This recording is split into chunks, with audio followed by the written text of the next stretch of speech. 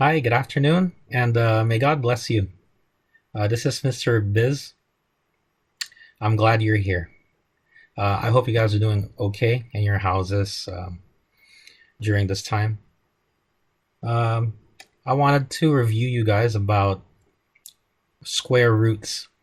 I already published a worksheet and a lesson plan about this. This should have been available on the SIS on our student information systems. But I'd like to go over it just in case you need extra review. Before I go on, feel free to rewind this video as much as you need. That's the beauty of this thing. And of course, if you have any questions, just put a comment down or email me. You know my email address. Okay, in order to talk about square roots, the first thing we should talk about are perfect squares. Now, perfect squares are the result of multiplying whole numbers. So, as an example, let's use red for this one. As an example, the first perfect square is, of course, the answer to 1 times 1. And 1 times 1 is 1. Right? We call it a perfect square because its square root is also a whole number. So it's a whole number, right? Whose square root is also a whole number. So 1 is the first perfect squares.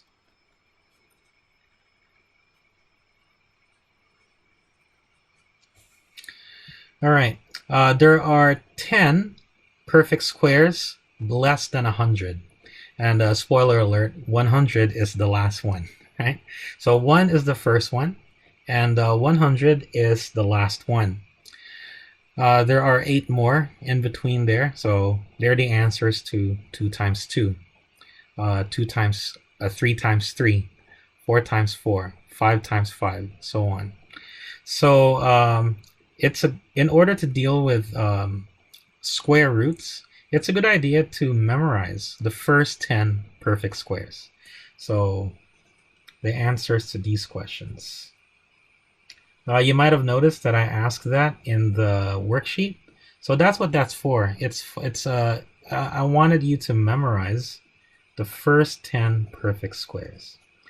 So at the end of this video, feel free to fast forward. At the end of this video, I will give you the answers to the first 10 perfect squares. So suffice it to say that the perfect square is a number whose square root is a whole number. Okay, and there are 10 of them from 1 to 100. Okay.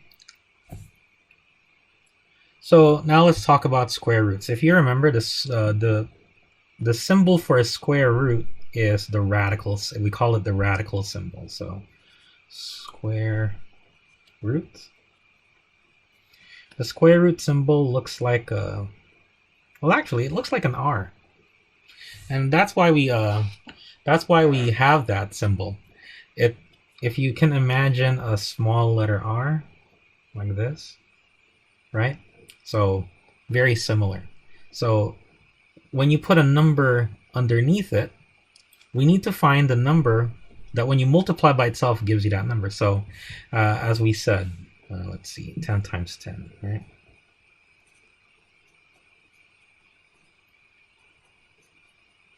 We know that that's 100.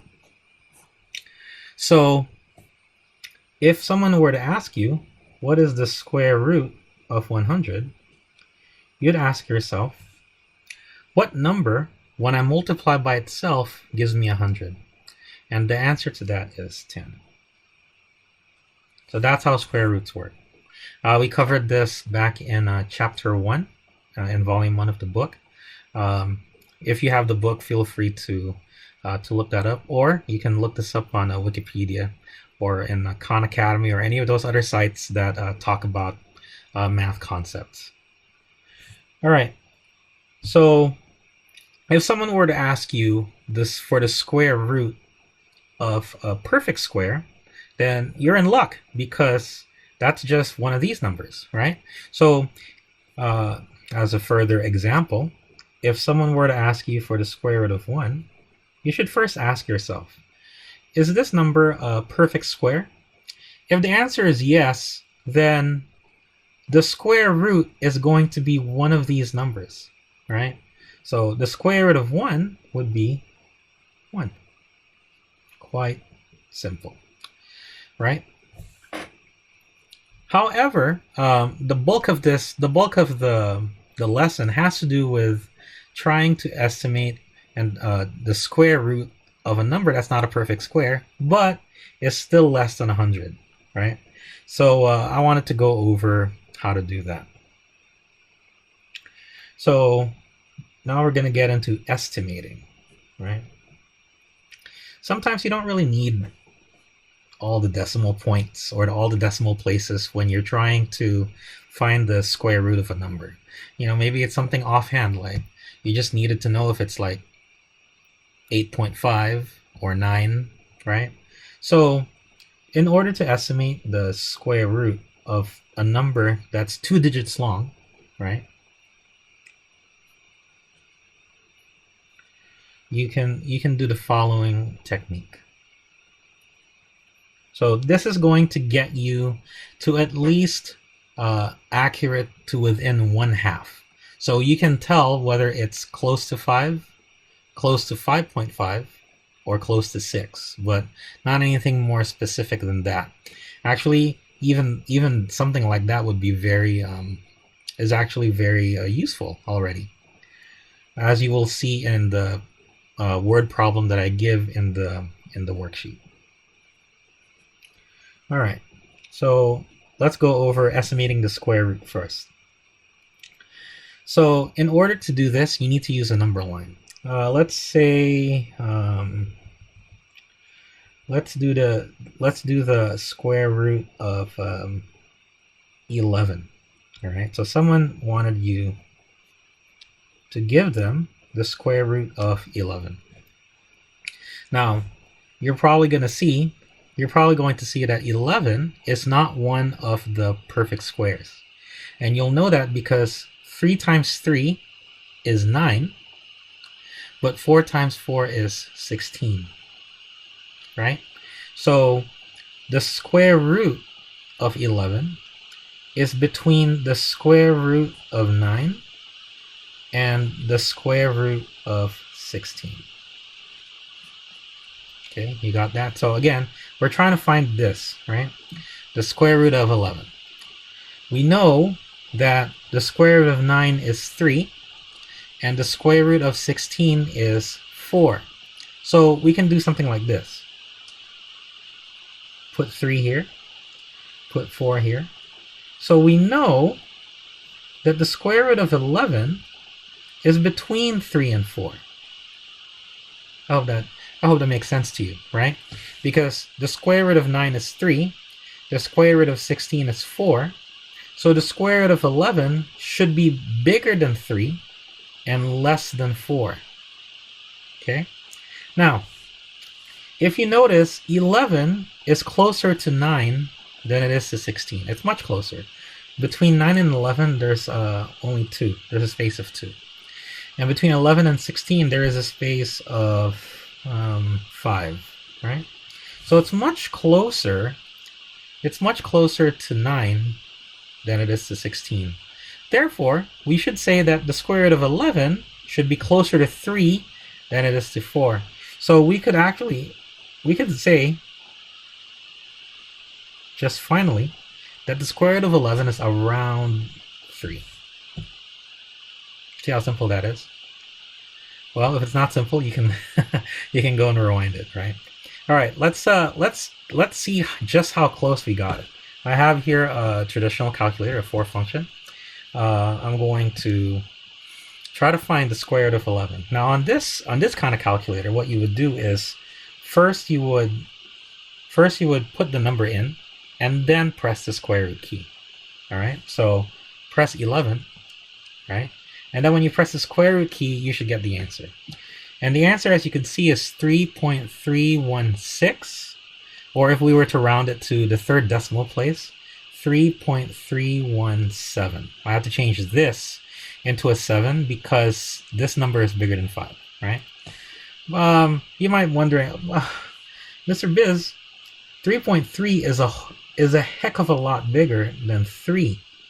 But if you were to round it to the nearest half, you would say that this is closer to 3 than it is to 4, right? So that's why we were justified in saying that the square root of 11 is 3. Okay? So right here, I just showed you an example of estimating the square root to the nearest half, and also verifying with a calculator the answer to the square root problem up to 3 decimal places. All right, let's do another example of that. What if someone tried to get you to do the square root of 30, for example? Let's go over to this next. Let's go over to this next column here. So we're trying to find the square root of 30. I want to write a little bit bigger because we're getting to the examples portion of our lesson. So the square root of 30, right? So is 30 a perfect square? Probably not, right? I know you're already looking at your calculator or your or your multiplication table. That's quite all right. So it's better to memorize these because it makes this process much easier. All right. So the more you look at this, or the more you look it up, I'm pretty sure you're going to, before long, memorize the first 10 perfect squares. All right. So you're going to notice that the square root of 30 is not a whole number because 30 is not a perfect square. In fact, it's between 5 times 5 and 6 times 6. Right? 5 times 5 is 25, right? And so 25 is less than 30. But 6 times 6 is 36, and that's bigger than 30. So we know that the square root of 25 is less than 30, square root of 30. And it's also less, and that is also less than the square root of 36. All right? So you can see what we're doing there. Again, the square root of 25 is 5. Sorry, I made it smaller again. I'm going to switch to bigger font again. So the square root of 25 is 5, and the square root of 36 is 6. Therefore, the square root of 30 is between 5 and 6. Now here's the thing. How far is it from 25 to 30?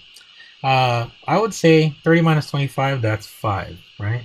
So this is 5 away. Now 30 and 36, that's 6 away, because 36 minus 30 is 6. You see how these two numbers are kind of close together?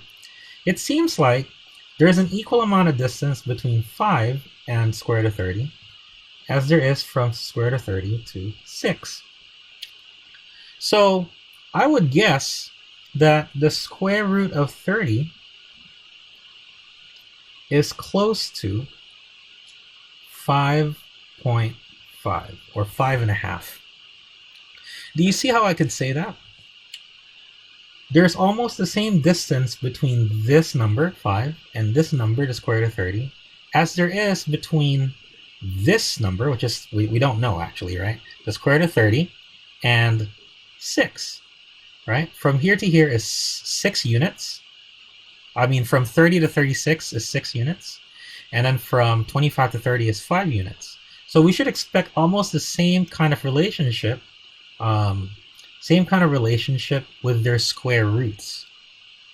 So that leads us to guess that if this is half the distance to 6, and this is the other half, therefore, the square root of 30 is halfway between 5 and 6, which leads us to the answer. The square root of 30 is approximately equal to 5.5. So let's test that out. So remember, we said 5.5 here.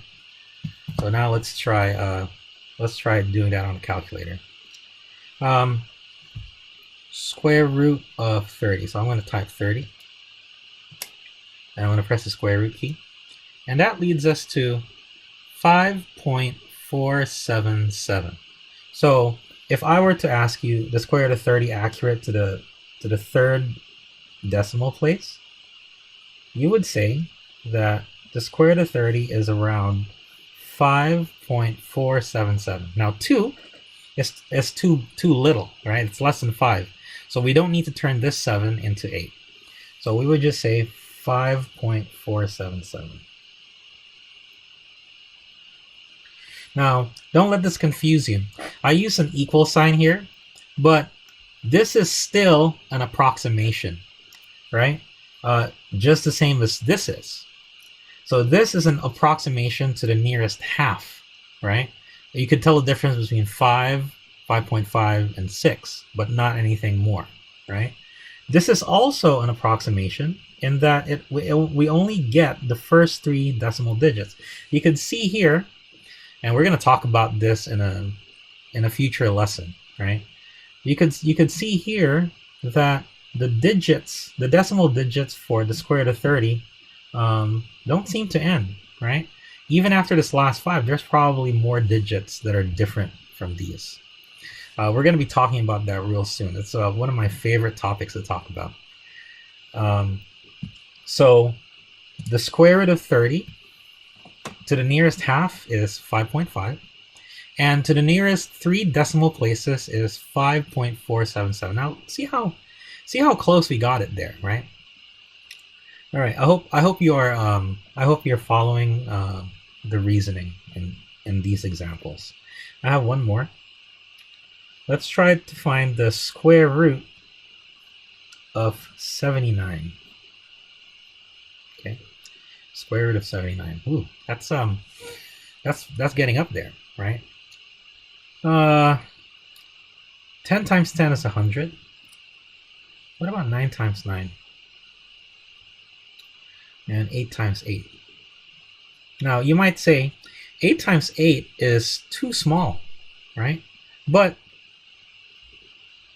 it's way down there. It's in the 60s, right? But it's very close to 9 times 9. But in order to do this, we'll have to figure out between which 2 perfect squares 79 is. And it's between 64, I'm sorry, 64 and 81.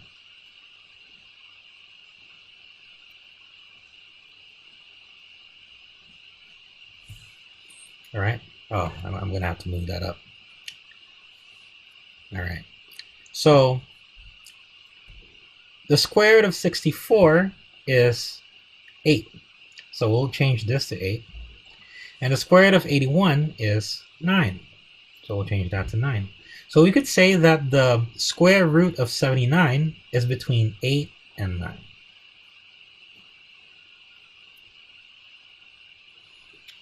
But very clearly, you could see that it's much closer to 79, I mean. 79 is much closer to 81 than it is to 74.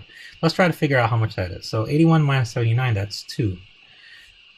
79 minus 64 is much, much farther. 9 minus 4 is 5, and 7 minus 6 is 1, right?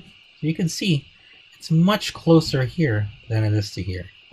So we can conclude that the square root of 79 is around 9.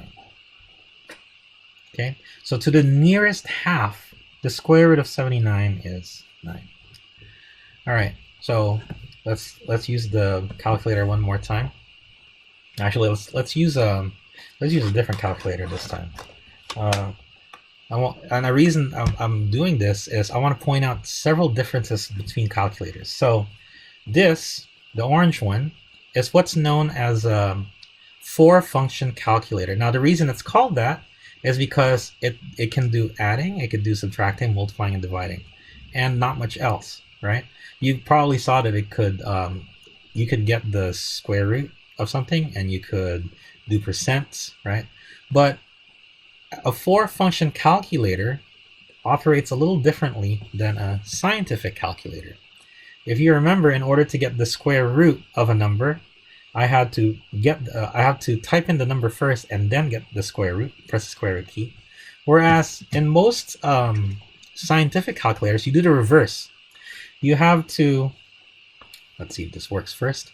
You have to type in the square root key first, and then over here in this calculator, it's above the x squared symbol right there. So I'm gonna have to press second function and then press the square root key, which is hidden, you know, behind this square key, right? And then type the number. You see how it's reverse, right? It's the reverse. So first you have to type in the square root symbol and then put in the number. In this case, 79. And then you press enter or equals. Oh, look at that. That's very nice, actually. So the square root of 79 close to 3 decimal places is 8.888. Huh, I didn't know that. That's kind of a that's really nice. So the square root of 79, accurate to 3 decimal places, is 8.888.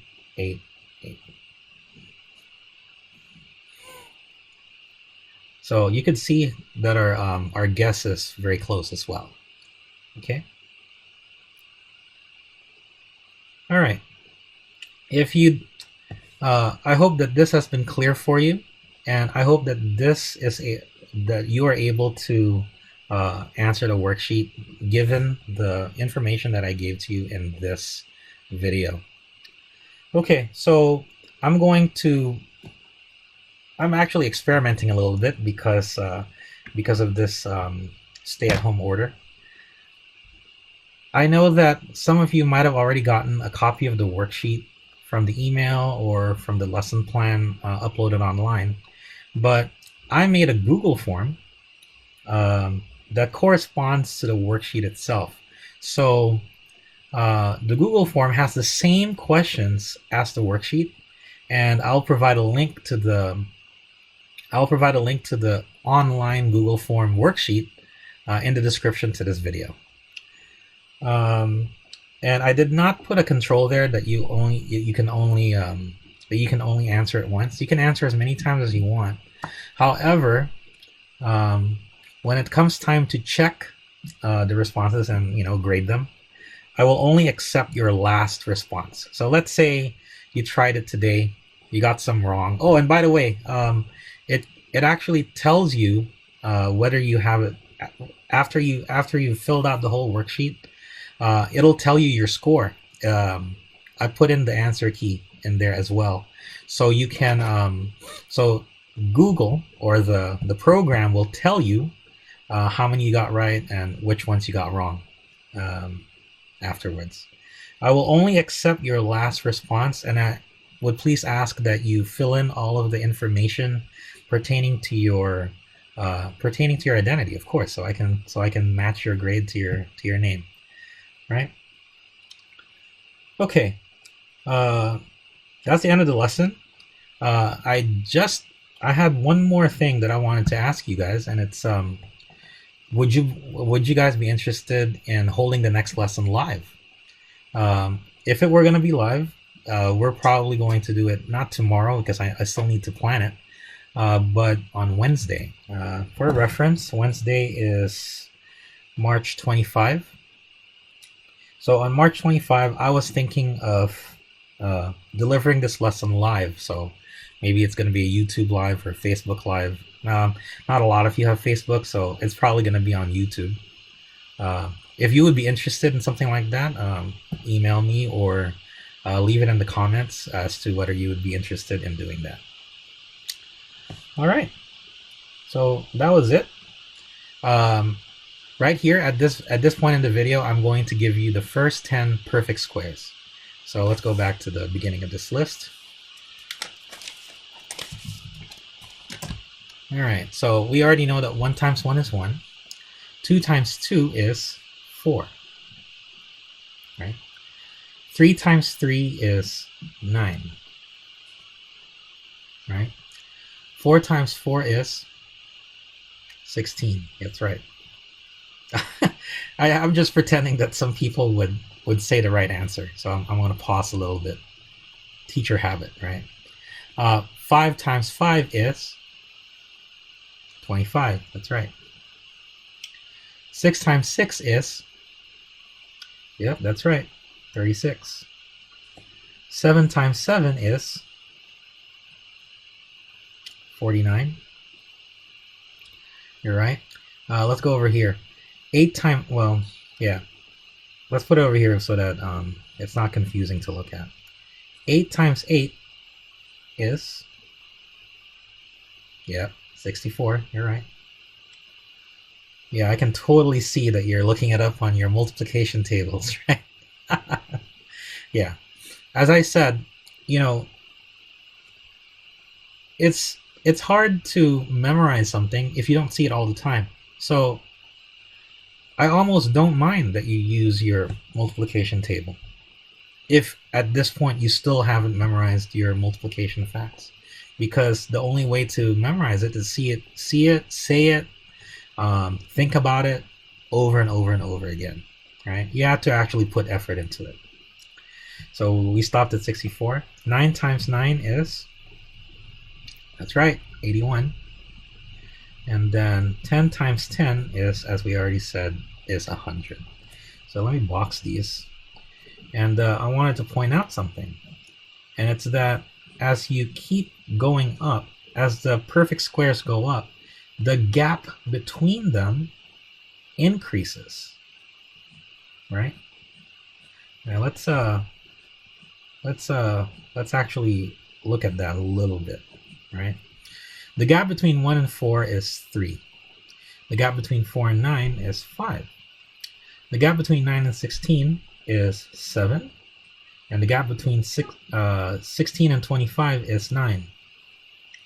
This should remind you of another very famous sequence of numbers. These are the odd numbers, right? So you can, in a matter of speaking, you could go down this list and just keep listing the next odd number, and that will make you arrive at the next perfect square. So this is the relationship between the perfect squares and the odd numbers, which I think is super cool, right? You wouldn't think that they're related, but here they are. They're related. You could think of it as the odd numbers are the rate of change for the perfect squares. Now, if I were to leave you with a question, I want to know whether this rate of change is a crock or a constant rate of change. If you know, then you can comment it down below or email me. But that does it for this lesson on the review of square roots. I hope you found this useful. If there's anything that I can do to make this lesson better, email me or put a comment down below. Thanks for watching, and I hope to see you on the next lesson. Be safe. God bless.